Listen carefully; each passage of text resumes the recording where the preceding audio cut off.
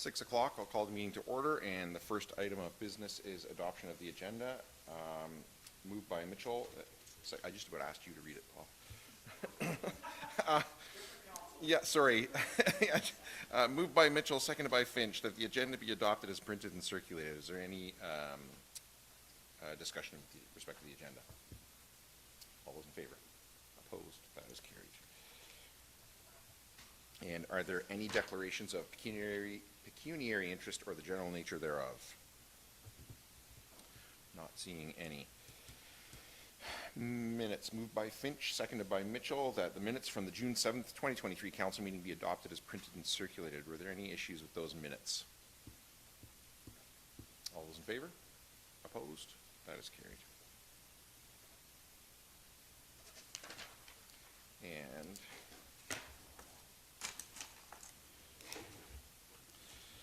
public comment period. There were no public comments received by yesterday at noon. Thank you. And so we have a minor variance at 6:05, so we got to wait 4 minutes for that, and then we have delegations at 6:30. So I'm going to suggest that we could go down to 8.5A in the finance department, finish that one off, and then come back to the planning application at 6:05. If that's okay with council. So Diane, report 2023-076 from the Director of Finance regarding the 2022 annual building department reserve. Is there anything you want to highlight for council on that before I ask them for questions? No, I don't have anything else. Questions from council? Councilor Mitchell. This is one of my favorite meetings of the year. So I have some questions. Number one, other than covering the shortfall in a year when the building department runs a deficit, what else can the funds in the building department reserve be used for?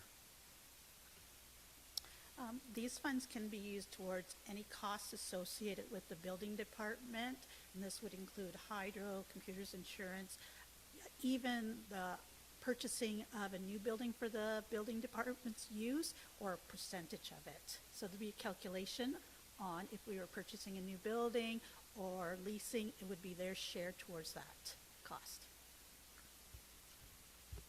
Follow-up to that is, does that mean that we can use money in this funds towards the MCC either directly or through debenture payments for at least a percentage of what the building department's going to use? So the original budget did have $400,000 coming out of the building reserve to go towards the capital cost of ZMCCC. As far as ongoing, that would be a hit or miss depending on the year to help pay off debentures. If the building department had an off year, then we would have to take money out of taxes to cover the departmental shortfall. But if there was a surplus, then those funds could always go towards that if council so directed. That's good to know, that because there is significant dollars in there, and hopefully we're not going to run deficits in the building department. So it's good to know that that's another option to use that money. That's my questions on that one. Any other questions from council? Then I have moved by Finch, seconded by Mitchell, that excuse me, that report 2023-076 be received for information purposes, and further the council approve the 2022 surplus funds of $192,759.77 to the building department reserve fund in accordance with section 7 of the Ontario Building Code Act. Any discussion? All those in favor? Opposed? That is carried.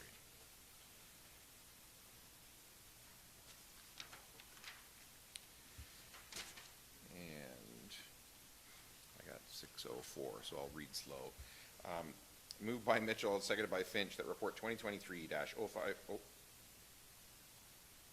that's not it. Sorry, I misshuffled my papers. Moved by Mitchell, seconded by Finch, that council move out. Is there an order?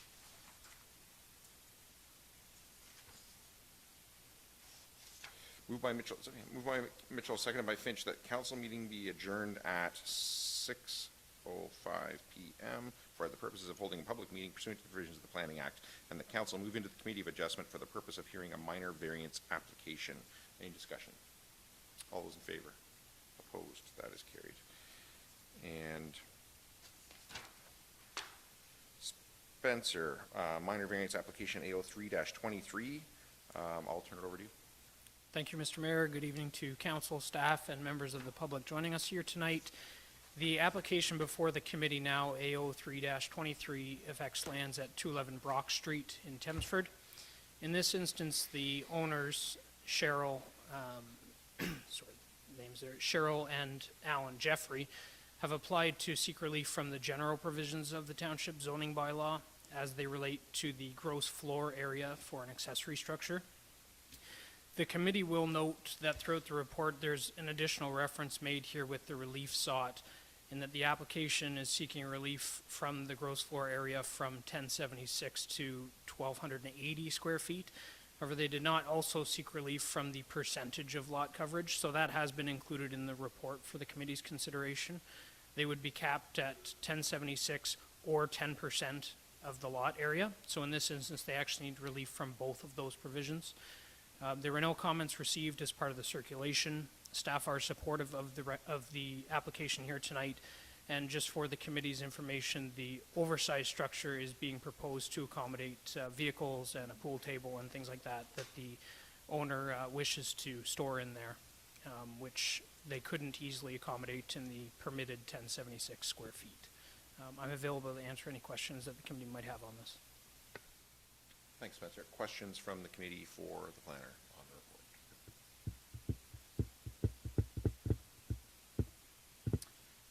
Does the applicant wish to speak to their application?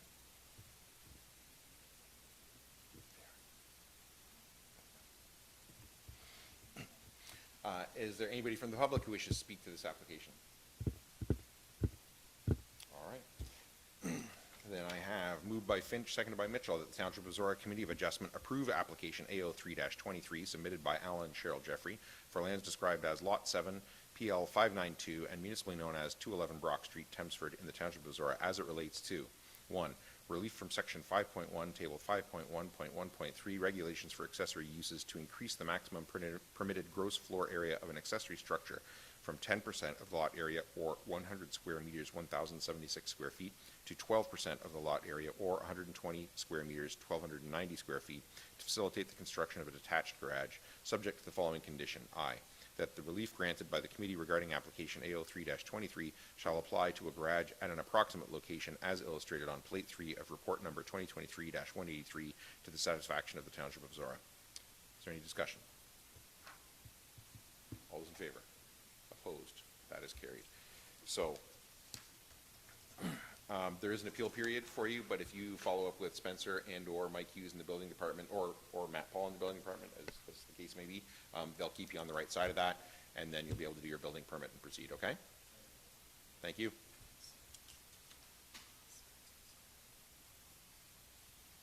Yeah, I'm gonna come out first. Yeah. Moved by Mitchell, seconded by Finch, that council move out of Committee of Adjustment and pursuant to the Planning Act that the public meeting be adjourned at 6:08 p.m. and the regular meeting of council be called back to order. Any discussion? All those in favor? Opposed? That is carried. And Karen has just suggested that while Spencer is here, could we jump down to, which number is it? 8.6D, thank you. Report 2023-068 from the Director of Corporate Services regarding Zorra's ARU process. Karen, I'll turn it over to you to start, and you can flip over to Spencer as you see fit. Okay, so this report outlines the county's information on water and wastewater reserve capacity, as well as touches on the township's requirement for documents at time of building permit that we feel will suffice for a administrative process going forward with the ARUs. Questions from council? Thank you. Yeah, Spencer, just to confirm, so the only concern that I had reading through this was that this is a background on how annually the county would review the capacities, but there's no current way right now, and I just want to get a little bit of a confirmation from you on this, that they would be looking in some sort of way of a fee structure so that we would protect ourselves from cumulative impact of adding ARUs and adding loads, similar way that we would look at the impact of a new development. Through you, Mr. Mayor, to Councillor Stewart's question, I think that is a reasonable assumption, and in my understanding with County Public Works, it's not so much that they're monitoring this on an annual basis, they monitor it periodically, at least annually, but it's also fair to assume that they look at it anytime proposals are coming forward or new developments are coming forward, specifically in areas that are more constrained as far as capacities go. I do believe that County Public Works will be working on a fee structure that reflects their needs for the cumulative impacts that will eventually result from ARU should the uptake be beyond what we might anticipate within the first couple of years of it rolling out.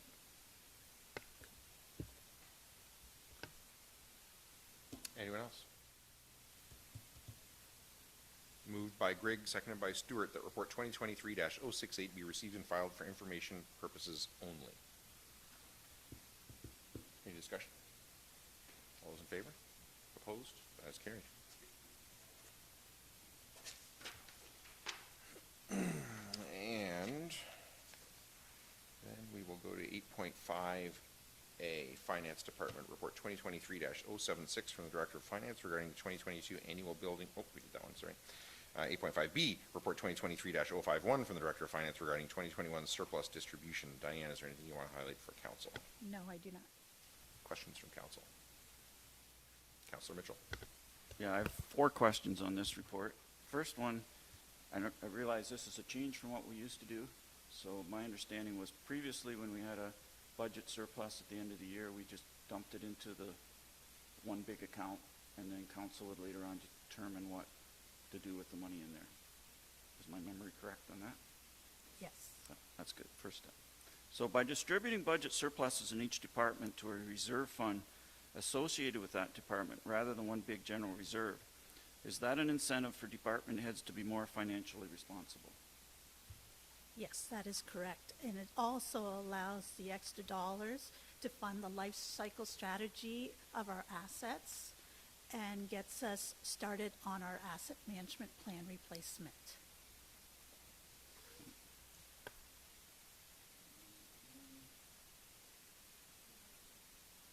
Sorry. Thank you. Schedule 1, that's under transportation services. There's a line there that says aggregate sales.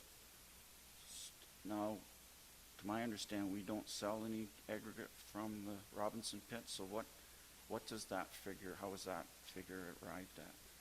That's correct. So the funds that are going in there are the surpluses from the work maintenance of roadside operations, hard top, loose top, winter control, if there's any surpluses. So this gives staff a start to start funding strategy towards paving gravel roads. This is a start for that. So the money, if we have a surplus on all those items that you just mentioned, then that goes into this reserve. That's staff's It's recommendation, a correct? specific reserve for improving roads. That's correct. Okay, so, because my first reaction was, it looks like we're selling gravel and we're not Okay. selling gravel, okay.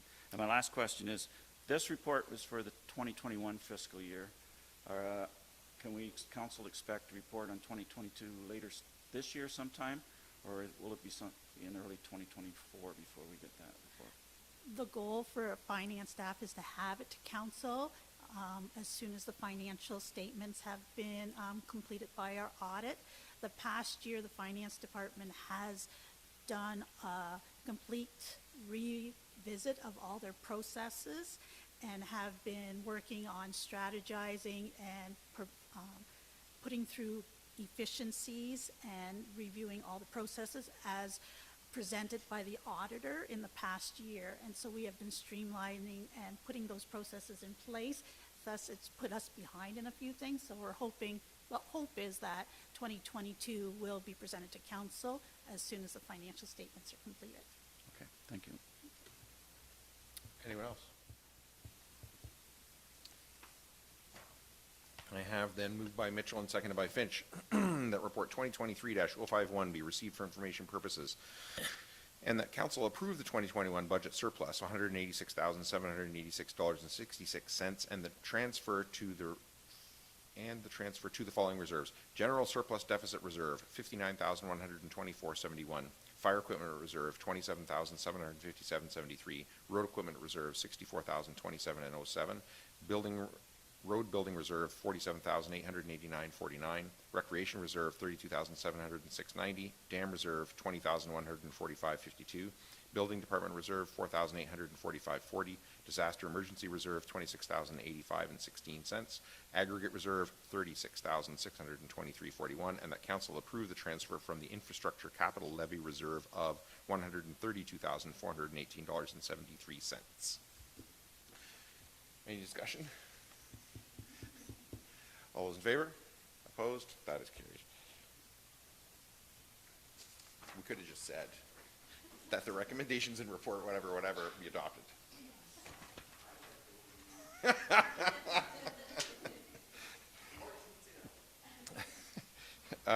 We should talk again about the councilors reading the motions, maybe.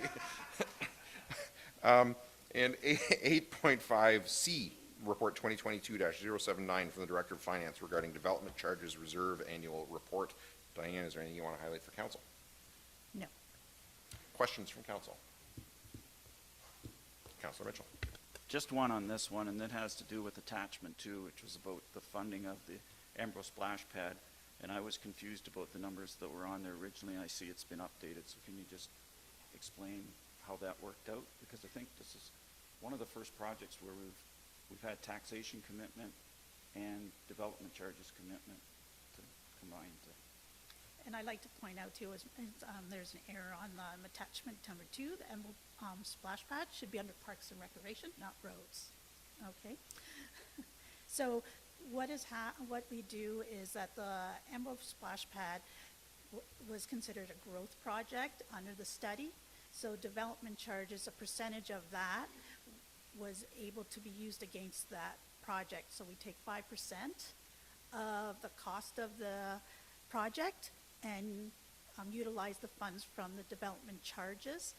We also had a grant, Trillium grant for $50,000. So that was from other sources along with community fundraising.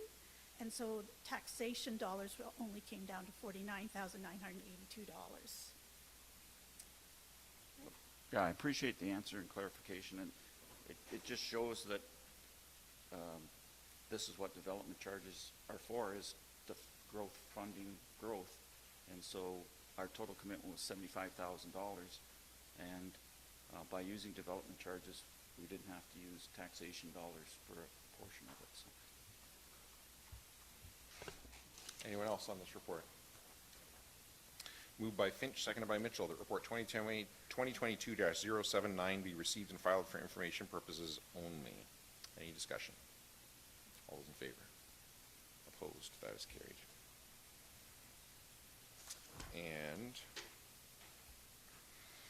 And 8.6A, report 2023-078 from the Corporate Services Intern regarding updates to the Community Grant Program Policy. Georgia, is there anything you would like to, so first of all, actually, has council all met Georgia? Georgia, have you met anyone on council? This is Georgia, council. Their names are in front of them there. Georgia, is there anything you want to highlight for council in this report before I ask them for questions? Nothing I'd like to highlight, but I'll leave it open for any questions. Questions from council on the report? Councilor Mitchell. I don't know if I'm going to direct this to Georgia. I directed it to Diane through email, so whoever wants to respond to this. So prior to 2019, the community grant applications came to council for approval. We decided at that time that it made more sense to set up a policy where staff took care of that.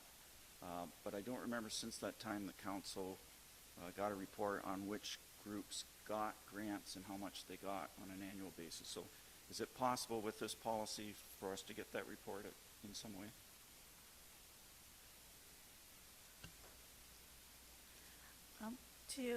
This will be part of the budget process. So staff are looking that This policy will ensure that all the grants are received prior to the development of the budget and the presentation to council. At that point, staff would be including a list of all the applicants within the budget for council's consideration during budget deliberations. So we would be considering it as a package as opposed to individual groups as we did before. That's correct, and it's because the policy outlines the requirements that the applicants would be following, the criteria. It should all meet then, be able to be part of that budget then, and staff would have already weaned out any applications that did not meet the criteria. And the second question is about the criteria. So under qualifications, it says, qualification number 2, the organization/committee must have been in existence for 2 years and comprised of an independent volunteer board of directors. But then further in the committee, in the application process and on the application form, it doesn't say anything about board of directors. It asks for the names and contact of the executive. And I've been on several organizations that didn't have a board of directors, but they all had an executive. So can we clarify whether the organization does need a board of directors, or just having an executive makes them? I think the idea was that it could be either a board of directors or executive, because some committees are one or the other. So Right. where this allows for both kind of structures to be able to be applied. Okay.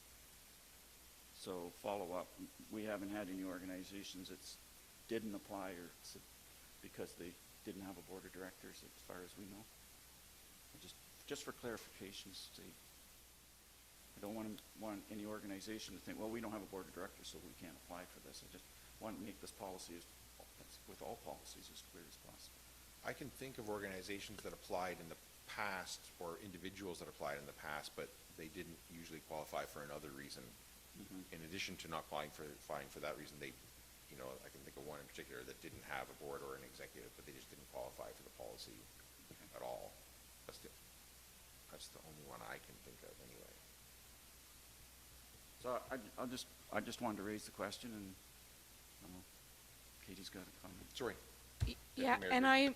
sorry, and I didn't flag it, I didn't flag that when reading the report, but if the language in the policy is different than the language on the application, that can cause some confusion for an applicant. And for groups that have been qualifying year over year, they won't even pay attention to the language, nor will they even look at the policy. But for new groups that are forming, that have been established for 2 or more years and are starting to meet the criteria, I am wondering if maybe aligning that language in the policy to what it is that's on the form, so that we don't, as Paul's saying, deter someone from applying because they read the policy and feel like that the program doesn't apply to them. So just listening to council's concerns, is the main concern that I don't, if I'm understanding correctly, the main concern isn't that it's, that the policy is not appropriate, it's just that the language may not be consistent. Is that fair? Okay, so what I'm wondering then for staff is,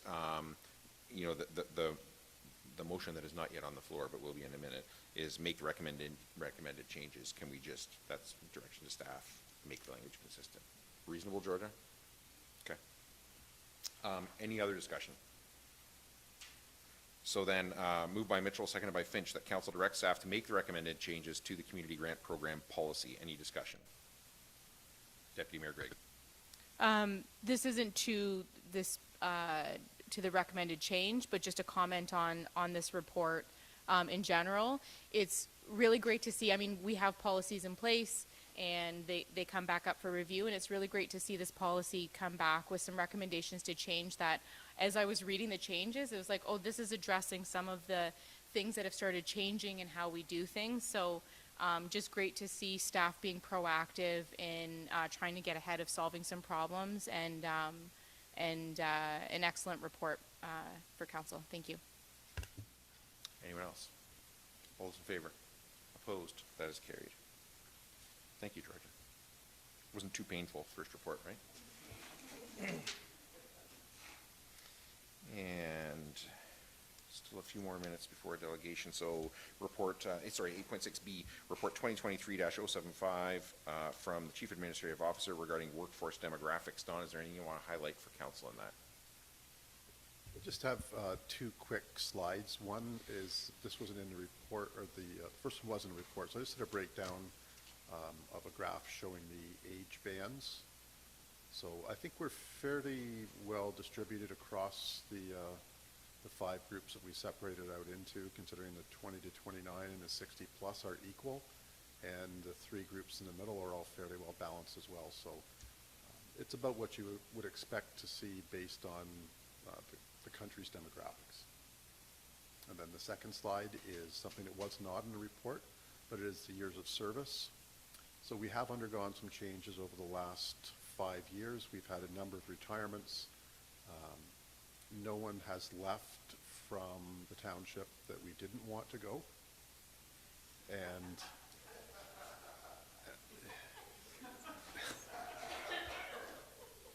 we do have, a new workforce. So the age of service, or the years of service, is now skewed towards those from the 0 to 5, which we've not had for a long, long time. So again, the distribution is very healthy.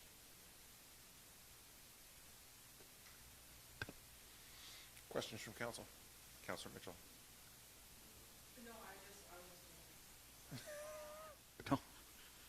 No. I think you have a career as a diplomat, Don, with based on your comment there. I'd also point out that the demographics for council pretty well fits the same demographics as the workforce. My one question is: there's 32 full-time employees. Does that include the 3 employees, the 1 in bylaw enforcement and 2 in fire, that we share with the other townships? Or? No, these are just the 32 full-time positions within our workforce. Anyone else? Moved by Finch, seconded by Mitchell, that report 2023-075 be received and filed for information purposes only. Any discussion? All those in favor? Opposed? That is carried. And we'll never get 8.6C done in 2 minutes, so how about 8.6 D we did. 8.6E, report 2023-080 from the Chief Administrative Officer regarding Zorra Municipal and Child Care Center. Don, is there anything you want to highlight for council in there? No, there has been the schedule attached for council's review, and we are on track for that. So the structural steel will start going up the week of July 1st, and that will take about 3 to 4 weeks, and then after that the metal decking will follow. So we are in the process of going through all of our requirements interior to make sure that all the conduits are placed throughout the building in the right locations. Right now they're finishing pads and piers throughout the structure where the steel columns will go, and everything has been going very well. The building department has a good rapport with the builder, so from a township perspective, we're happy the way things are going. The issue in the report that may cause some distress is the change orders that will be coming forward. Once we have full details on those will be presented to council.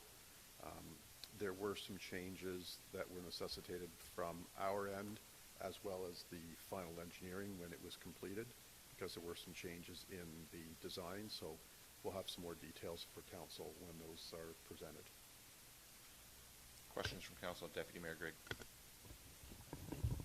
Just a quick follow-up to that. Do we have an anticipated timeline of when we might be able to expect those updated numbers?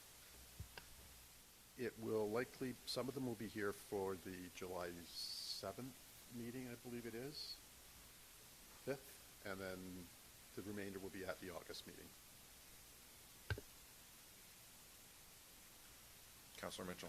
Do we anticipate those change orders are going to be tens of thousands or hundreds of thousands, and where does that fit in our contingency They will budget? be in the hundreds, and the contingency, I believe we had set at 200,000, so we will likely be over that. more info to come. Yes, and there'll be full details of why the changes needed to happen as well. Anyone else? Deputy Mayor Grigg. Maybe I should save this for when they come forward. I was going to ask the question that I asked you about, that's pretty overwhelming to hear right out of the gate, significant change orders. We saw change orders come throughout the entire build of the ZMF. And so to have something so large right at the beginning seems like we're off to a terrible start. Can you speak to the difference in the how we're doing this build versus the other build, and whether we're going to see more of significant changes coming, or is this hopefully going to capture the majority of the changes, and any additional change orders should then be minor? That is the anticipation. So when the bid was submitted, it was at a baseline of electrical, mechanical, HVAC. So it was the reasonable expectations from a building of that magnitude. As the final engineering took place that they needed to do in order to get building permits and electrical permits and whatnot, there were changes that had to happen. One of the bigger ones was the switch to a heat pump system that would be more efficient and obviously more costly. So that was one of the big changes. There were some changes in excavation that happened. Now final engineering has all been completed. The major components have all been ordered, including the generator. So there shouldn't be any large items coming forward. A couple of things have come up in the last couple of weeks. We've added a drinking fountain, little things like that will add a little bit of money, but not a great deal. We moved one wall, and we still don't know what our doors. We're waiting for pricing on the doors to see what type of doors we're going with. So there's little things like that will come up, but they will be, in the tens of thousands, if that. So just a quick follow-up. So, well, the numbers to follow may be overwhelming out of the gate. It may be, in relation to ZMF, it may be just seeing a lot of those changes happening all at once. And as you're speaking to the heat pump system being more efficient, some of it is, in fact, more of an investment up front that is going to realize some operational costs for us in the long run. So it's not just an overage. It's somewhat of an investment in when we look at more of like a life cycle costing view of the structure. That's correct. Okay. And also a couple of the changes were designed from the lobby and the council chamber, just because the base that they submitted, we just wanted to have some improvements for the lobby area and also the council area as well. Anyone else? Moved by Stuart, seconded by Grigg, that report 2023-080 be received and filed for information purposes only. Any discussion? All those in favor? Opposed? That is carried. And we are just past the 6:30 delegation time. So I'll ask Tony if you could come up to the delegation there.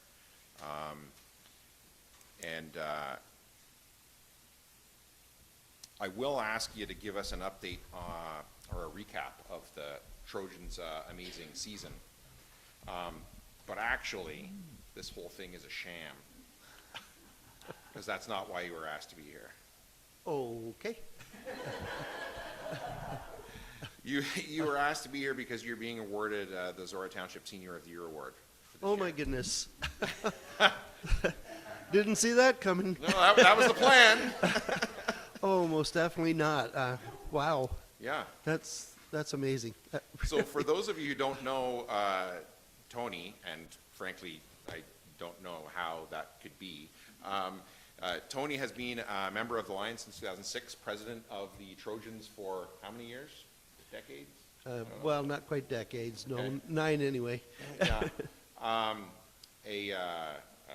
Very outspoken champion of the team and the organization, and highly visible in the community, not just in Thamesford, but throughout the township, promoting the Trojans and all they do for the kids that play on the team and for the larger community that gets to go and enjoy the games.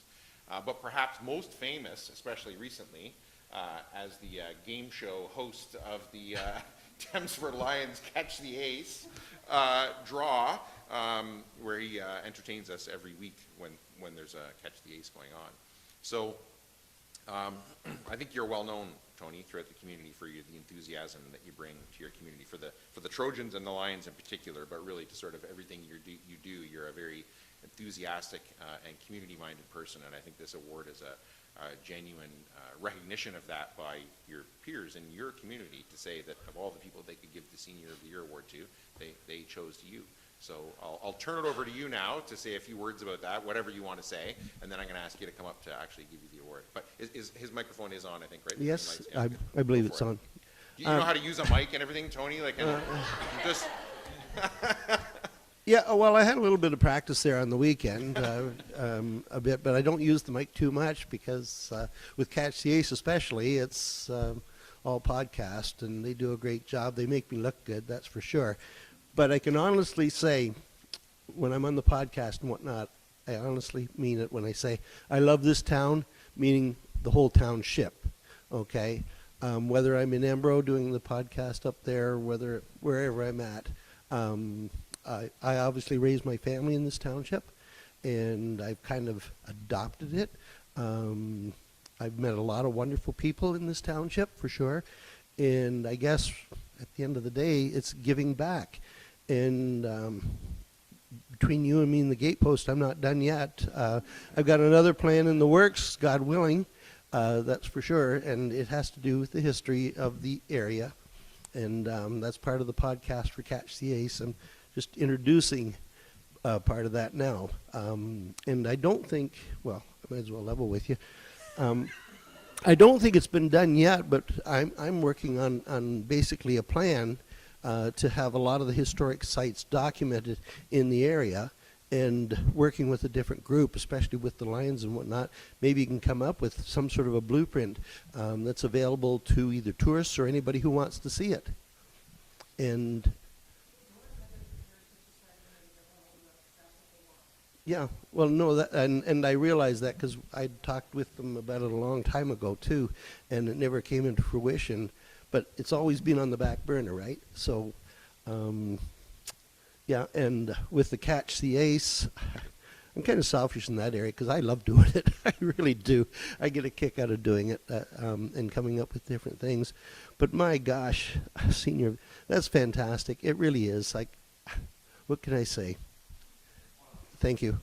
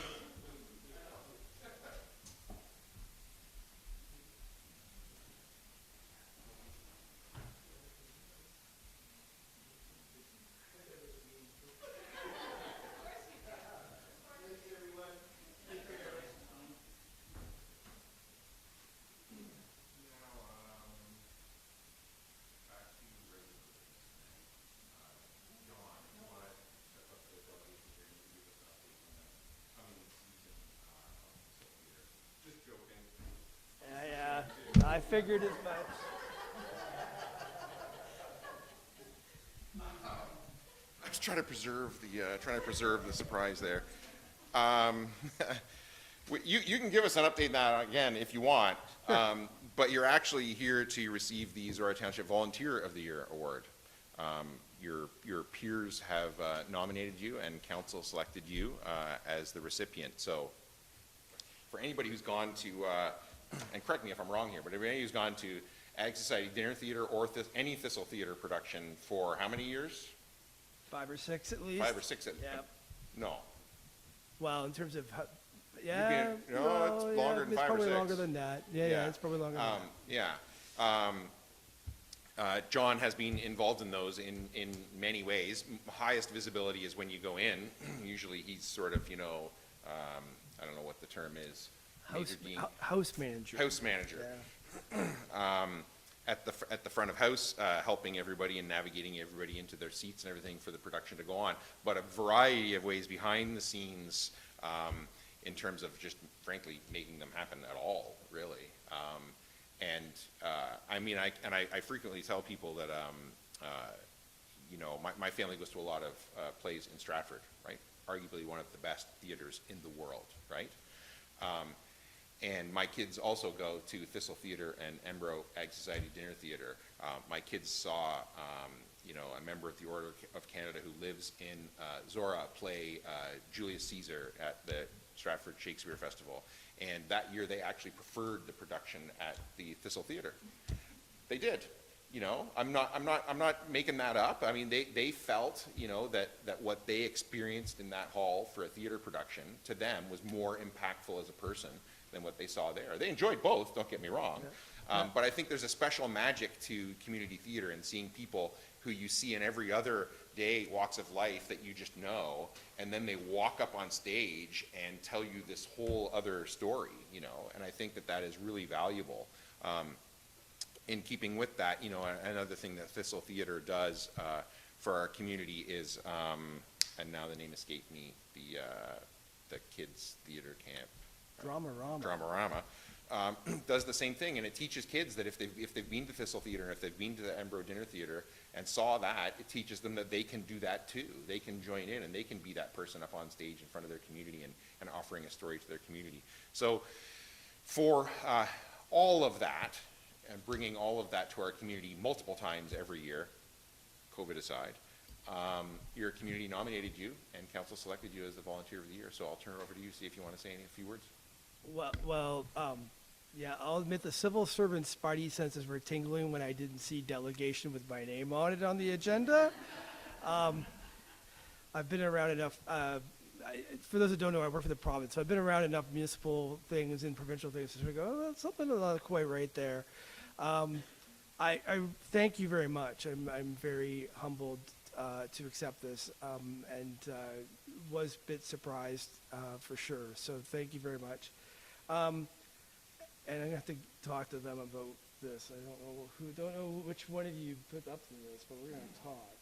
Anyway, I really do appreciate that, and I think I've always, so as you said, I'm not usually on stage. There's a reason for that. I'm really, I think I'm a good public speaker. I'm a lousy actor. I'm really not cut out for that part of it. Going up and doing the announcements at the start of the show and giving people that the gears about turning off their cell phone and that stuff, I love doing that part. And that is the part I excel at, I think. So, but I'm not good at that part in terms of getting on stage and telling stories. But I'm always amazed, and I always think that's an important thing to have happen in our communities, to have the ability to tell our stories and even to tell other stories and how they affect us. I have to admit, the first show back where we, and I'm blanking on the name of the show now, Red Plaid Shirt, thank you. That first run back was just, felt so amazing to have that, the theater that full, to have that many people there. And the scene where the one actor was dealing with this sort of hypochondriac condition, it was just such a great way to connect everybody again and with the experiences we had all gone through. So, yeah, those experiences and community building I think are very important, and I'm very honored to receive the award. As far as what we're doing this year, I will say a little bit. So, this fall's production, I think it's going to be kind of neat. It's something called The Last Resort. It's by Norm Foster. And anytime you can describe something as a murder mystery comedy musical, I think is just, that will be very cool to watch. It's set in a remote fishing lodge in rural Saskatchewan, and it involves obviously a plot spoof on a whodunit with a New York restaurateur who's trying to get away from the mob with his FBI handler in tow. So anyway, I think you will find that to be quite a fun thing. In terms of that, and then this coming spring, I think I have mentioned this to council last time I was here, actually, that we are doing the story of Bob Hayward and Miss Supertest, and there's lots of amazing things going on behind the scenes.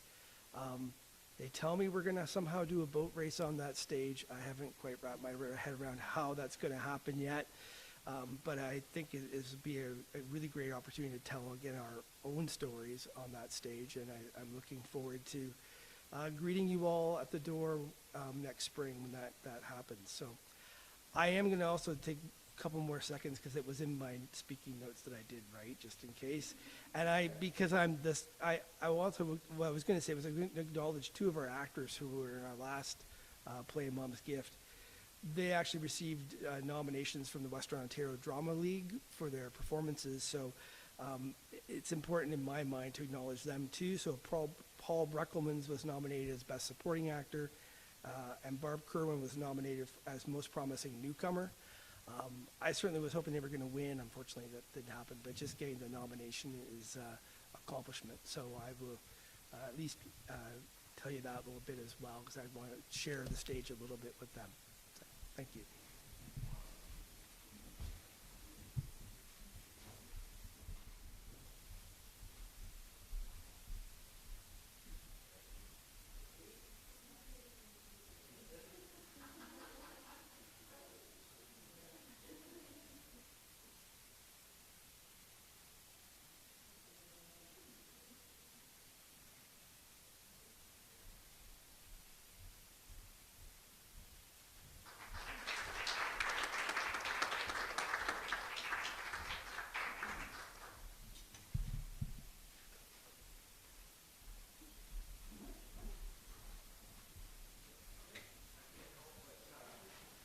Help but make the observation too that for both of the award recipients, it occurred to me, Tony from Thamesford going to catch the ace in Embro, and John in Embro.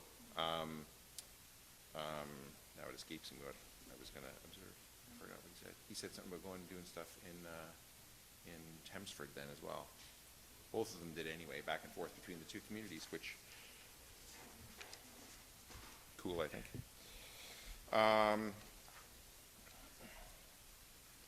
So then we are going on to item 8.6C, report 2023-077 from the Chief Administrative Officer regarding Embro Zorra Community Center surplus land. And Dawn, is there anything you want to highlight for council on that before I ask them for questions? No, I will leave it open for questions. Questions from council?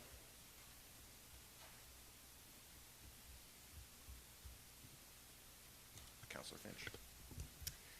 So we had some emails come in, so I just want to ask you a few questions, Don. Why does it need to be a 2-acre parcel? So the size of parcel will determine the number of units that can be built on the property. Rebecca did provide me with some numbers on that. I believe 2 acres would yield 50 units, 2.5 would be 60, 1.75, 40-ish. So it's all that's what's driving the size of the parcel, is to maximize the land use, to make sure that we can get the most number of units possible on that piece of land. Okay. And why does the housing need to be a 2 to 3 story apartment versus townhouses? From a staff perspective, we would like to see 5 or 6. You know, the density that we can achieve on that parcel, the higher the better. Townhouses wouldn't have the same impact, and there are similar types of housing available in Embro. We've seen a large number of townhouses constructed in Thamesford, so that housing stock is already available within the municipality. We don't have any apartments right now, and we don't have any geared to income housing either. And did you look into joint ventures with local developers? We have not reached out to any developers, nor have any developers come forward to the township. As noted in previous reports, what's driving this is the fact that the municipality would be donating the land, and that you know, the business model just does not work for the county and the developers if the land is not donated. So unless someone is willing to come to the township and say they're, you know, they'd like to donate 2.5 acres of land, the only way that this project flies is with the municipality going forward with the land donation.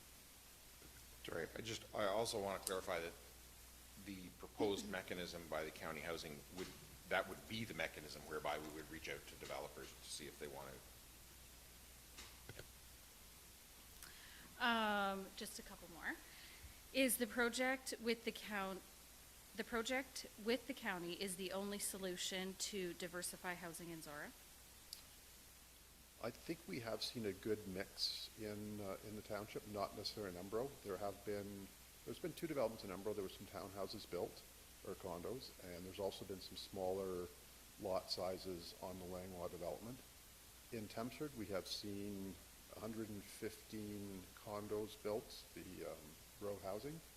There's also an apartment building being considered. The developer has submitted some draft proposals for stacked townhouses, and the Kingwood development is going to continue to maximize land use by having small lot frontages as well. We still have more of the traditional older style singles for the south side development on the west side of Banner Road, so that niche will also be taken care of. So I think within the municipality we have seen a wider range of land uses and development types than we've ever seen in the past. And that's all been driven by the need to preserve farmland and to densify as much as possible. Is declaring the lands, did I say that one? Is declaring the land surplus the only way to access answers to our questions? No. At any time, council can direct staff to answer any questions that they have on any of the lands that have come forward. The mechanism to declare the land surplus is just contained within our policy. So our land sale policy, which is required by Section 270 of the Municipal Act, council has to adopt that policy. So that sets out how we dispose of any property. That's just, declaring it surplus is just one small part of the entire process of disposing of real property. Okay, and township staff, do they have the access to consider the number of vacant housing / buildings in Zorra Township? No, we would not have access to that. It's all privately held. Our communities need to ensure that our critical infrastructure services and amenities have caught up to the needs of our existing population. I think through our many venues that we offer the residents to have input, be it budget, strategic plan, or just attending a regular council meeting, or in touch with their ward councillors, if the needs of the existing residents are not being met, you know, there's lots of ways that council can gather that input. And to the best of my knowledge, we aren't receiving a large number of complaints that services aren't being met in our villages and the rest of the rural areas. And then the last one I had come in was, how can we continue to build in good faith knowing that the needs of our current residents are not being met? Again. I think I just answered that one, yes. Yeah. Anyone else? Questions on the report? Deputy Mayor Grigg. I would just like to ask a question of clarification from 2 questions back that Crystal asked. In regards to, do the lands need to be declared surplus in order to continue moving forward with getting questions answered? Don, your response was that staff can prepare reports without declaring land surplus. Does that include information that comes from county staff in relation to the proposed project? Or is that just from our township staff? We would solicit comments from county staff as well. So if council directs us to investigate A, B, or C, obviously we would do that. Questions on the report? Councillor Mitchell. In the report, Don, you say that the current Embro Public Works land as service land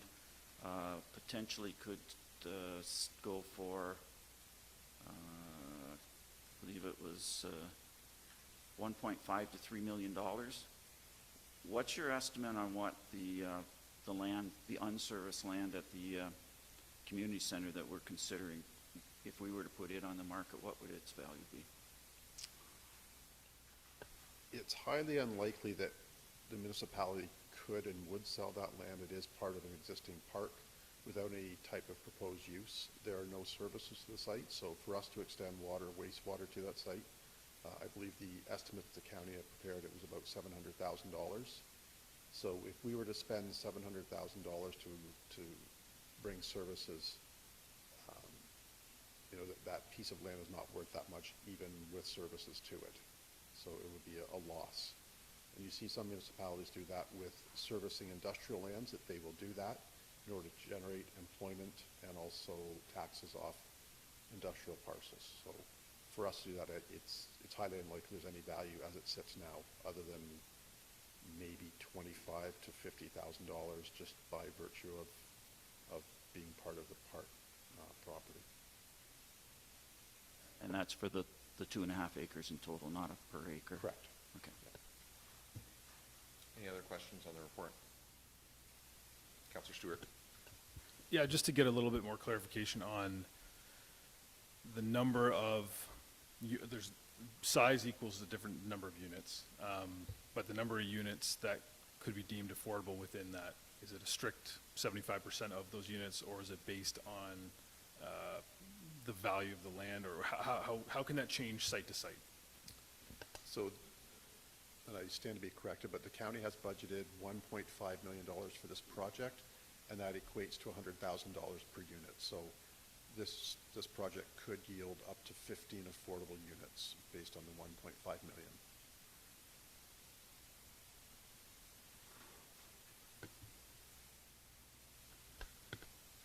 Is there any impact on that financial model to unit ratio when we're looking at the difference between a 3-story unit or 5 to 6-story, when we're talking about 40 units to 60 units? Would that investment not have some impact on the total outcome?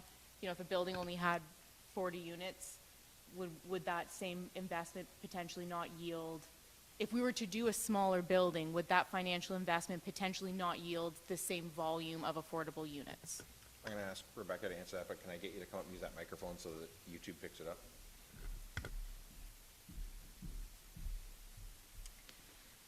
Yeah, so through the mayor to that question, the financial feasibility of these projects is really changing day by day in terms of interest rates. So I will say we typically target about $100,000 per affordable unit.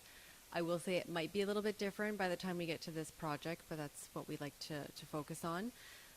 In terms of the unit split, the more market units you have to outweigh the affordable units, the more financially feasible it is. So if you were to have a 60-unit building with 15 units, that's bringing in more revenue in comparison to a 40-unit building. So I would suggest that more units is always better. Any other questions on the report? I have then moved by Finch, seconded by Stewart, that council defer report 2023-077 and township staff be directed to continue investigating alternate locations for the Embro housing project and provide a report for the September 6th, 2023 council meeting, and that the report focus on 3 potential locations, including 1, parcel currently part of the EZCC and at the corner of Road 78 and 35th line, 2, the former public works yard, 3, a hypothetical location with closer proximity to the village core that involves the purchase of land not currently owned by the township, and that the report includes a detailed list of comparable factors that help council weigh the pros and cons of each option. Factors can include, but are not necessarily limited to, existing services, water, sewers, pedestrian pathways, required services in keeping with responsible village growth, and the most probable means of funding for these services, added affordable units from each option if differing, other constraints affecting availability of each location, demo and decontamination of public works, funding to purchase a new site, foreseeable uses of each location if not selected for the Embro housing project, possible leftover land or revenue available from partial use of a location, understanding as an example that only a portion of the former public works yard would be required for the project. Councillor Finch is the mover. Do you wish to speak to that? So first off, I'd like to thank everyone for the item before. I'd like to thank Public Works for giving us the estimate on what it may cost. I would like to see this item on a future capital budget, but let's see how this plays out, and we'll keep having that discussion on sidewalks. Thank you to the fire chief for working through if this site is a site you could see the fire hall on. Again, there's many pieces to the puzzle. We need to be always thinking ahead of what the future needs may be for services in our community. Also, I'd like to thank the CAO for bringing this report. I think to be sure we make the best decisions for this project, we need to see the pros and cons of each site and see what the site already has versus what it needs and what the land's potential in front of us is. This is a big decision, and I think we need to have a bit more info so that when we make the decision, it seems clear as to why Site A over Site B or Site B over Site C. With seeing the potential revenue for the public works site, it makes me think, what revenue could this go towards? Other services in our community, daycare, fire hall, etc. So this leaves us with this motion. I'd like to say this is exactly what I used to get frustrated with when I wasn't a counselor. Sitting on the side, seeing the same agenda come again and again. But I know now, sitting in this seat, I get it. You have to kind of go over everything with a fine-tooth comb. You make a motion, you get those answers, and then you have more questions. To do this and be confident with our decision when we do make a decision, I do believe this senior and affordable housing project is the type of housing we need in our community. And before we make the next move, we need some more answers as listed in the motion, so we can pick the best location for our community. Councillor Stewart is the seconder. Most of my words were in the lengthy motion, so thanks for reading that. For me, there's just enough reasons, and the single reason that we have time is the most important here, but to make this decision the right decision. But there are so many factors. I find that there's a lot of discussions, a lot of questions from everyone, from the community, from council. And since we have the time to look at this a lot closer, and I think maybe because the public works yard wasn't quite in the lens before, that we should really focus in on what possibilities that site has. I think option 1 or 2, or site 1 or 2, which is at the community center or the public works yard, are going to be the front runners because 3 will be ruled out from a feasibility perspective, but that's okay. I think it's important that we demonstrate that. That's how this works. That we need to be, able to donate the land for this type of project to happen. And I just think there's enough things that we need to weigh all at once that it would be very, very helpful to put this in one list. And I made a list of things, and I'm not saying at all that this is the be-all and end-all list. I just think these are good comparables with each site that we all want to think about, because there are downsides to each location, there are upsides to each location.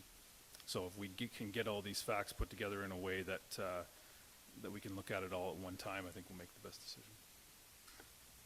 Anyone else? Councillor Mitchell. I oppose deferring this. I agree we do need more information. We can get that information from our staff, and as Don said, they can ask questions of county staff as part of that information gathering process. But to really get the information that we need to get county staff working on this project and to give us a full report of what they have in mind and what the potential dollar impact is, we need to make the next step of the process that Don referred to as part of our policy, and to declare it surplus. We deferred this 4 weeks ago when the temperature on this was really high, when this room was full of people, many of them opposed to this project for whatever reasons. I don't believe that not declaring it surplus and delaying this, getting the county to get do fulsome work on this is beneficial. There's a saying, justice delayed is justice denied, and that applies to governance as well. And there are times when we need to step back and pause. I think we've already done that. And I don't know how many times we have to repeat that declaring this surplus does not mean that we're selling this land, that this is a done deal. As Don has said once again tonight, this is just part of the process. I would like to see what's involved here, what benefits are potentially coming, and I don't think waiting, I think was till September, benefits this process at all. So I do not support this deferral in any way. Anyone else? Deputy Mayor Grigg. I am in support of this motion. I'm confident, after clarifying with staff, that the information that we're going to need to be able to make a decision on our next step can come before declaring surplus. The information that is being requested laid out in this motion, I think, is going to help create what I envision as a bit of a spreadsheet that gives some real apples for apples comparison that is going to help us be able to know what location is best for this project. I think, we've had lots of correspondence with the public, and there was a lot of heat at the last meeting, and some of those conversations, I think, are running in a bit of circles. I know, I can only speak for myself, but I know what I'm looking for at the end of this is the best net outcome for the community. When we are looking in a silo about what's the best location, I have an opinion about where that is, but when you then factor in, the value of a property and the likelihood of selling it for development, and potential revenues, and where those revenues could go and what those could do for the community, that then starts to shift some of that broader discussion. I don't think that we have had the opportunity to have that broader, fulsome discussion. I think the best thing to come out of this report, for me, is ruling out the fire hall relocation. That was another big question for me about that public works yard. And if it has been, assessed by our fire chief, and that it's not an ideal location and would have a negative service delivery impact, then, that I think is critical information when we're looking at how we will dispose of the public works site. We are within a process with the public works site, with contamination assessments, and we still have some unknowns on that as well. So I'm hopeful that as everything proceeds through these next couple of months, staff are able to gather far more information about Site 1, 2, and hypothetical downtown, that we will have the tools to be able to make that big picture, best positive net outcome for the community decision. And I'm confident that at that time, the lands that we do declare surplus will be the right lands, and that county staff and township staff will then be ready to move forward with the next stage in the process to get what I am also hoping to be much needed seniors housing and/or entry-level housing and/or 1- and 2-bedroom apartments, so that the pressures that families are facing to try to find housing in an inventory that does not allow for them to find housing, that are finding all sorts of creative ways to try to survive, and when they can't, they have nowhere to go. So I hear these stories weekly now. 4 years ago, never heard any of them. So I align with Paul's sentiment of let's get this going for those reasons, but I do believe that that this is not going to slow down. I mean, there's going to be some wait time anyways, and this is not going to slow down the outcome of this build for Zorra. I have a couple of questions. One, if council got this report on September 6th, and let's assume for the sake of argument that council made a decision on September 6th, does that delay or affect the potential of this project proceeding if we delay it till September 6th as opposed to today? I believe as long as the county is made aware of council's intention by year's end, at the very, very latest. So obviously the sooner the better, but September 6th, if council can make their mind up at that time or shortly thereafter, then I believe that would fit within the time frame. So my second question then is from now until September 6th sufficient time to answer all these questions in, I mean, some of them will still be estimates, but in sufficient detail, I guess? between now and September 6th? We'll make it happen. Okay, so that's a yes. We'll make it happen. Okay, anybody else? So I don't like deferring things. I like to, you know, as Paul said, I think we're here to make decisions, we should make decisions. That being said, I think deferring this isn't going to delay or affect the feasibility of the project happening. And I think there's legitimate questions here to compare the different properties. And I think part of this process, you know, to your point about, you know, delaying is not a good thing, you know, justice delayed is justice denied. But I think part of the reason that we have the responsibility and the right for the five of us to sit in this chair is the confidence of the community that we're doing the right things while we're in this chair. And I think Councillor Finch and Councillor Stewart have done a good job here of identifying, so what are the things that residents want to know about this before we actually decide? I think that's part of it. Part of it is us making the decisions, and part of it is effectively communicating to residents that, agree or disagree, we've considered all the things before we made the decision. And I think this puts us in a place where we are going to be able to demonstrate to them that we've considered all the things before we make that decision. They'll know what they are. We may not agree amongst each other which one to go with. They may not agree with us what to go with. But we will have done our due diligence of demonstrating that we're doing the work while we're in these chairs. As long as that's not going to damage the prospects of the project going forward on whatever site is chosen, I think that's the right thing to do, and so I'll support this. Anyone else before I call the question? All those in favor? Opposed? That is carried.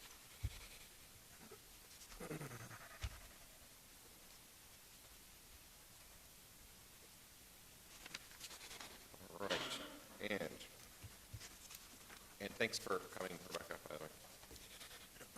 And 8.6 F, Report 2023-081 from the Chief Administrative Officer regarding 2023 to 2026 strategic plan. Dawn, is there anything you want to highlight for council in that report? No. Questions from council?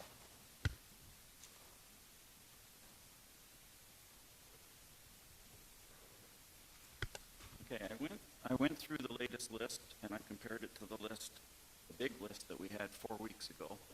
And when we did that exercise where we went through it item by item and said in or out, and I tried the best I could to identify what was going to be in. And there was most of the things, vast majority of the things that I had checked as being in are on this advanced list. There was, and I don't know if anybody has access to the previous list or not, but the ones that I identified as not, that I thought were going to be in this strategic plan that aren't specifically mentioned were promoting signing up to receive tax bills and arrear notices by email, set up software to import online tax payments, import payroll information from FirePro, and updating health and safety policies. And that was the first group. And I don't know if they were, that wasn't included because those things are already in the process. Correct. Okay, so that's why they are not in the. We could have included them to make ourselves look good, but we felt that. What's wrong with making ourselves look good?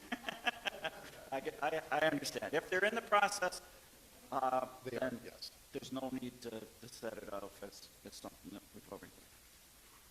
The second set, I was glad to see that the two that I had asked for, which was the reports on the building of the ZMF and the ZMC. See how many C's we got to it, I'm not sure. That building, the wrap-up of that whole project. But there were some other ones that I'd asked for, which was after 1 full year of operation, a detailed report on increased operating efficiency compared to the previous yards, a detailed report on the purchase and subsequent sale of the Maple Leaf properties, and the third one is an annual report detailing the operating costs of the ZMF and the ZMC as constructed with green opposed to what they would have been if we'd gone with natural gas and purchased electricity. So, but we also, and Katie in the discussion brought up a proposal that rather than these detailed specific things that I was asking for, another way of of providing this information, and I'll defer to you, Katie, to maybe to talk. It was your idea, so those three things weren't included, but I wondered, are we looking at something that would encompass those three things and maybe some other things as part of what Katie was suggesting? So, Those were items 20, 22, and 23 on the original main list. we have captured those, and those will be carried out, just as part of our normal reporting out to council. Okay. So we left them off the strategic plan because they were more singular focus. So Mhm. we will make sure that those are reported back to council. Okay, so they're in the works, but they're not, Yes. okay. Yes. Similar, okay. The Make Believe one, I believe we should have some numbers back from the auditor by September or so. So we'll be able to report back on that one this year. So we're kind of back to what Katie, are we gonna develop a policy to provide that on future projects and stuff, that's just something that's gonna happen, or when we're all moved on and the next people are sitting around this horseshoe, both staff and elected people, so to make sure that keeps going on for the next generation. I think that would be up to each council to determine the level of reporting they would want. Some may not want it. I've worked with some councils who just say, go do it. We don't want to see. Others have taken more of an interest. So I think it would be more up to the council today to decide whether they want it or not. So I gotta stick around for a while then. Most times, I think today, especially with, we're under the microscope more, Mhm. and the reporting back that we can easily do, I think is a good thing, and that we would do that anyway. Well, one of our pillars of the strategic plan is openness, and I see this as financial openness. Where we ask for a lot of money from our taxpayers, and I think part of it is, and that's what I appreciate Diane's detail in her reports, is we owe it to the people that we collect the money from to tell them exactly where that money went to. And I know most people aren't as concerned about details as I am, but I still think that there needs to be some type of process there. So I just wanted to ask about that. Yeah, we will be, the first one that will come back to council will be the full reporting on ZMF. Contrary to what is out in the community, the project is not substantially over budget, and we will be very happy to report back on the financial viability of that project. So that will be not that far away. And then I'll have lots of questions on that one. That's all I think I had on, unless somebody else wants. I'm trying to pull because I had something that I submitted, I guess it would be on that report. So is what you're saying because I had sort of reworded, his were sort of specific to specific projects, and then I had submitted a more broad one that was when there's when there's an intentional environmental implication from making some sort of investment, it was like a measurement. I guess I should just pull it up. What meeting was that? What was the date? May?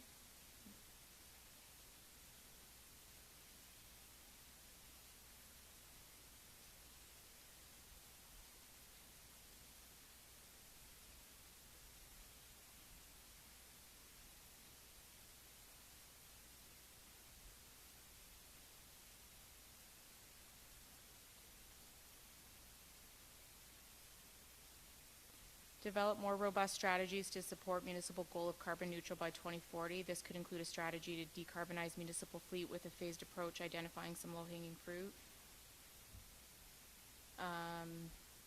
Alternate, that's not even the one, but that one wasn't in either, was it?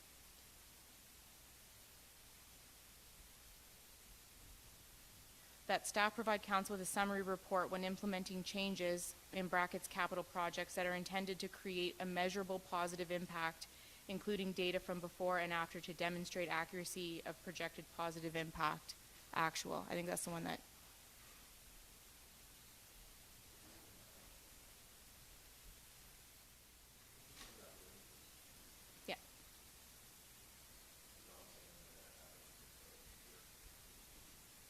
So, Yeah, that responds to my, yeah, exactly, because I had submitted those specific things, because I'm a specific thing person, and Katie came back with a better idea, as happens once in a while, and, which did a better job, and I didn't see that better idea captured in there, so, but now it will be, so that's good. and count on the details guy to catch that the thing that I submitted was missed in here, and I didn't even notice it. So then also the other one, the develop more robust strategies to support municipal goal of carbon neutral by 2040.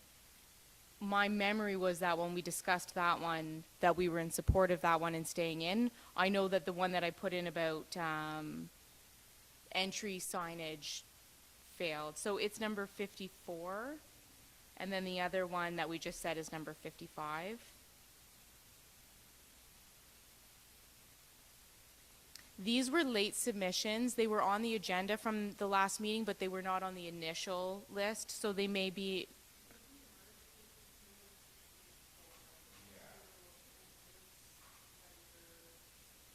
Okay.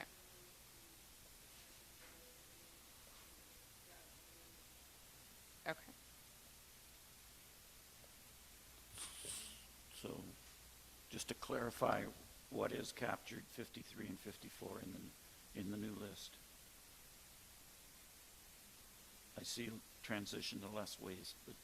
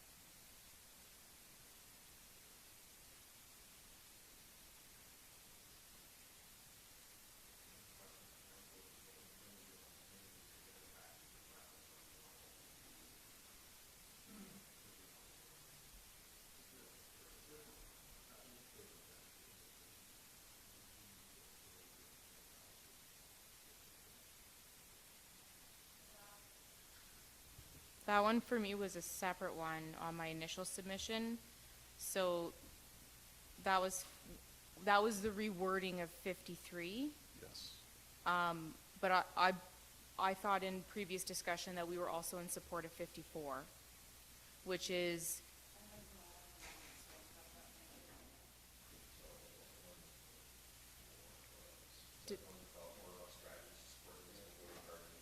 Yeah.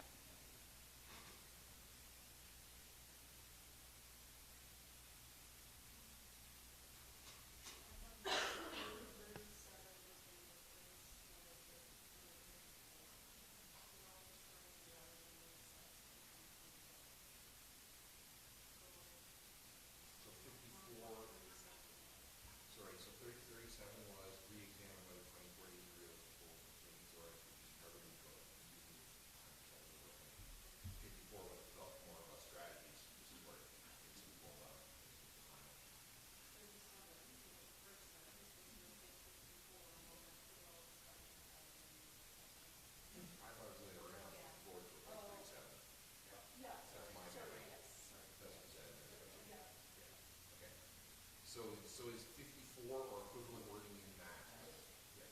Sorry. Thank you. So is 54 or, equivalent wording in that document? That's a question for council, right? Does that document that's in your agenda package reflect what you want it to reflect? So can we resubmit 54? I support putting 54. That was I think that was the discussion 2 meetings ago, was that rather than this blanket commitment to net zero by 2040, we actually have a plan of how to reach it. And I don't see that in this latest list. I would like to see 54 added to the strategic plan, as it's basically, as you know, we can tweak the wording if we want, but as I think the wording in there was really good, and we'll just add that. So I'm a question for staff then, because this one, 54 in particular, the note beside it was that it was not reviewed by SMT, I think because it was submitted relatively late. So given that we then tracked it as no at the last meeting, has SMT reviewed this, and does SMT want to review this before? No, if council wants it in, that's fine.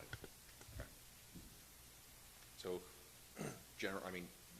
Katie and Paul have said, Crystal's nodding, Kevin's good, yeah, okay, so in. Is there anything else? Other than that, we're good. No, Okay. I was quite happy with that. Okay.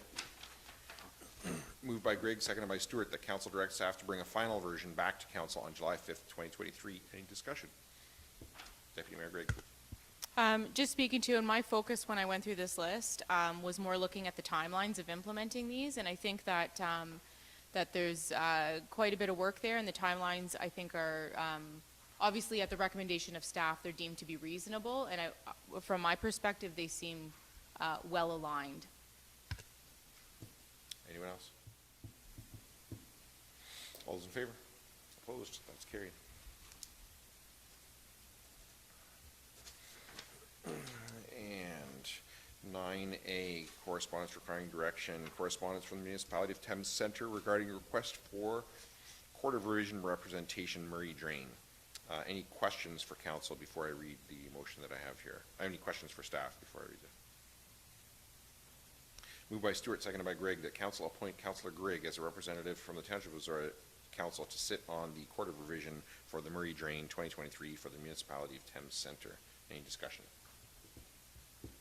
Councillor Mitchell. Yeah, normally we appoint somebody who represents the ward where this work's being done, but in this case, I have a significant bill attached to this work, so to avoid any appearance of conflict of interest, Katie has volunteered to fill that role. Anyone else? All those in favor? Opposed? That is carried. And 9B, noise bylaw exemption application from Brandon Ford and Deanna Kerwin. Any questions for staff before I read the motion? Councillor Mitchell. I was hoping the applicant was going to be here. I wanted to know if there was going to be any sirens involved in this since she has access to such. Anyone else? Questions? Moved by Grigg and seconded by Stewart that the Council of the Township of Zorra approve exemption to the noise control bylaw submitted by Brandon Ford and Deanna Kerwin for an event located at 804075 Road 80 on September 2nd, 2023 to allow amplified music from 3 p.m. to 1 a.m. Any discussion? Deputy Mayor Grigg. I'm not going to comment. I usually say something like, oh, congratulations. I think this is the third one that has come forward in recent time, and I think it's a great policy and process to have in place, but I'm starting to wonder if there's any ability for staff to assess when it's something of this nature that's sort of a one-off of an appropriate criteria, if they could, some of this may potentially not need to come to council. That could just be an internal staff process. I'm not sure if that's something that could be looked into. Yes, it could. It's just currently in the noise bylaw, it's written that any exemptions must be granted by council. So it would just need council to provide that direction to amend that bylaw. Anyone else? Deputy Mayor Grigg. So would that require a notice of motion at a subsequent meeting on what we would specifically be looking for in terms of a amended policy? Anyone else? Yeah, I can't support this resolution, so I'm going to vote against it. I think we're getting too many of these. Too many people having too much fun. All those in favor? Opposed? That's carried. Mr. Mayor, a point of order, that's my role. For the audience at home. And 10A, boards and committees. Zorra Multi-Use Courts Committee 2023-06-13. Any questions from council on that? Moved by Stewart, seconded by Grigg, that item 10A be received and filed for information purposes only. Any discussion? All those in favor? Opposed? That is carried. And information items, TORC annual report. Any questions on that for staff before I read the motion? Moved by Grigg, seconded by Stewart, that item 11A be received and filed for information purposes only. Any discussion? All those in favor? Opposed? That is carried.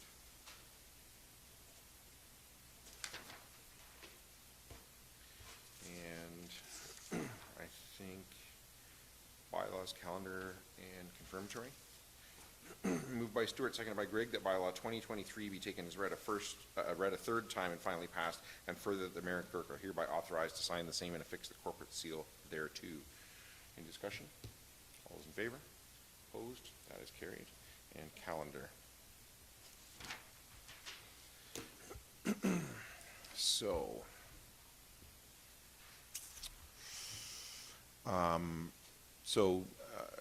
not strictly speaking exactly what council asked for by, excuse me, by resolution, but on Friday I will be traveling to Chippewas, the Thames First Nation in Delaware for the children's powwow, where they invited the A.J. Baker students, I think it's grades 4 through 8, to attend for the full day there. So just an update to you on that. I'll let you know how that goes next time we're here. Brown's is having a breakfast and tractor show on Saturday morning, I think at 8 o'clock I have. I think 8 till, I can't remember what time, 11 or something? Breakfast is from 8 till 10:30, and at 11 a.m., the Women's Institute are having a pie auction. And I know where some of the pies are coming from. I don't know if any of them will go for $1,300, but So the I was auction just- will be. So at the, There's a standard that's been set. I should have actually brought this up. So at the A.J. Baker Fun Fair last Thursday night, there was an item in the live auction for a day as the mayor, which went for $175. And there was a raspberry pie baked by Janice Mitchell, which my wife bid over $1,000 for, but eventually went for $1,375. Now, I'm here to tell you, Janice bakes a good pie. $1,375 was for the kids, Paul. I mean. That beats her record, which was previously at St. Mary's Rural Urban Night of about $850. Yeah. So Yeah. she's a good moneymaker. I mean, it worked. The room was electric. Like, I mean, I think people would have paid to have it keep going. It was there was 3 people for a long time, and it was amazing. But yeah, $1,375 was pretty good, right? And a significant contribution. It was over $9,000 raised on the night, which is the biggest that I can ever remember it being, and a large chunk of that was down to 1 pie. Somebody said, like, is that just for 1 pie? I'm like, does it make sense if it's 2? Like, it's almost $1,400. Like, it's, you know what I mean? If it was a crate of pies, it doesn't, anyway, sorry. So, Brown's on Saturday, and then 130th anniversary of the Mighty Men of Zorra at 2 o'clock at the North Embro Cemetery on Sunday, the 25th. You wanted that, Councillor Finch? Okay. If you're not worried. Yeah. And what time? 12 to 4. But if you want a good spot, show up at. The cars start rolling in at 8:30. We're not endorsing that. Okay. And then,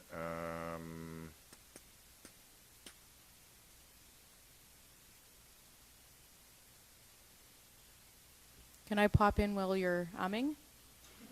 Yep. This Friday is the ROEDC AGM and board meeting. Oh, yeah. Very excited.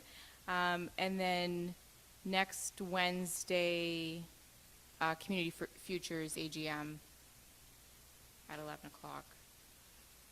So I already asked you to represent the township at the ROEDC thing because I can't go. I already told them that I can't go to the CF Oxford AGM. Can you represent the township at that one too? So, thank you. And then And County Council? Yeah, I can do that too. and County got it. Council on the 28th as well. Yeah. So at County Council on the Wednesday the 28th, the warden, the CAO, and the clerk are all not going to be there. And then July 1st, Highland Games. And then I think the next thing I have is that we're back here on the 5th. Unless I missed anything. Councillor Mitchell. It's on actually July the 6th is the famous Brown's Chicken Barbecue. Oh, yeah. I haven't got tickets for that $25 yet. a ticket. Yeah.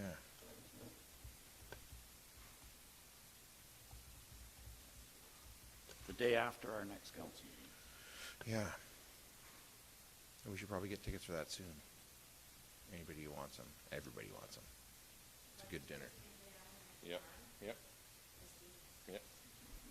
Absolutely. Yep. We can eat by the pen.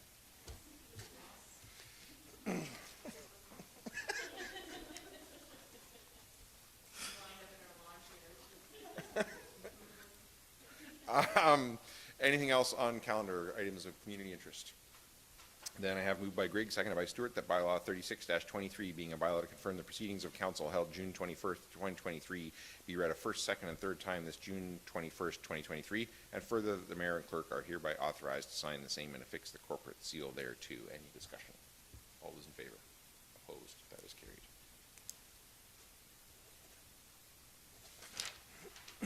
And moved by Stewart, seconded by Grigg, that this session of council be now adjourned and herewith closed at 7:37 p.m. And the next meeting of council be called for July the 5th, 2023 at 9:30 a.m. in the council chambers of the Township Municipal Office. Any discussion?